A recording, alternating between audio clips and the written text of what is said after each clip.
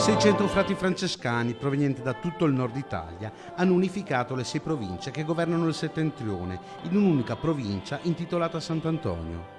A capo di questa nuova provincia c'è padre Mario Favretto. La nuova sede sarà a Milano, ma è stata scelta la Basilica del Santo per celebrare questa unione. Abbiamo scelto Sant'Antonio qui a Padova, perché? Perché Sant'Antonio è stato ministro provinciale agli inizi di questa realtà nel nord Italia.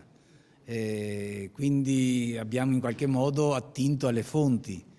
Poi Sant'Antonio è il santo più venerato nel mondo, è custodito qui in questa terra del nord Italia, per cui era doveroso avere un aggancio, un richiamo con lui.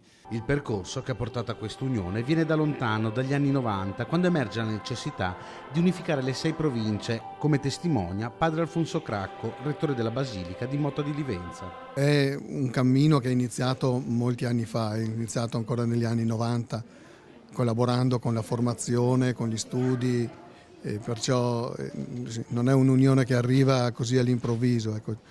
Sono 20-25 anni di cammino. Alla cerimonia era presente anche Fra Michael Perry, americano, ministro generale dell'ordine francescano. Questa è una grande gioia per noi, è un'occasione di ringraziare il Signore per quello che il Signore ha fatto nel passato, ma anche quello che il Signore sta preparando per il futuro dei frati minori.